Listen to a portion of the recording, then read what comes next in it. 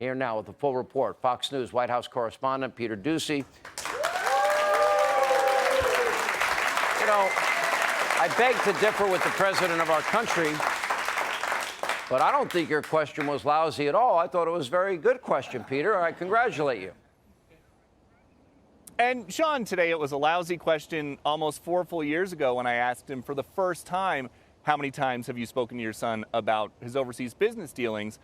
He eventually got through his answer and he told me to ask the right question. And tonight I'm wondering, what is the right question?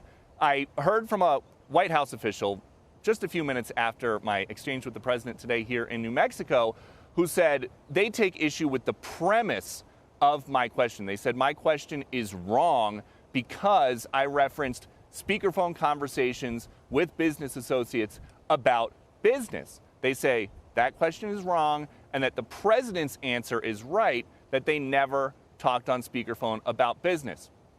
If that's true, it's not proven, but that is what they are saying. However, that is a big headline because they are no longer saying that he did not have these speakerphone conversations with the associates, period. So it now seems like there were conversations. We don't know exactly what they were about. They're pointing to these Devon Archer transcripts with the House Oversight Committee where he says they talked about kind of just polite pleasantries, including the weather.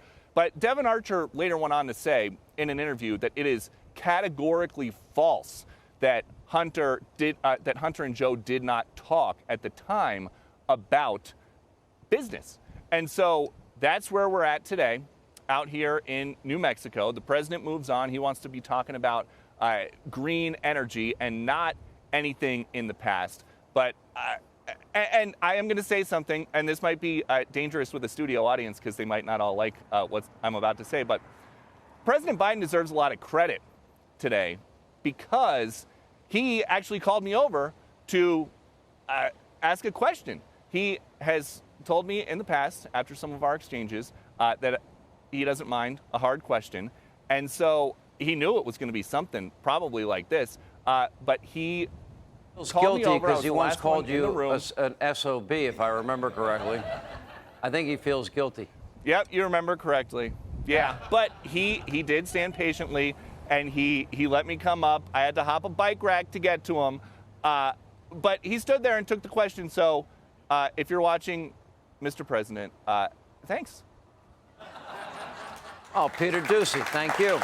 Hey, Sean Hannity here. Hey, click here to subscribe to Fox News YouTube page and catch our hottest interviews and most compelling analysis. You will not get it anywhere else.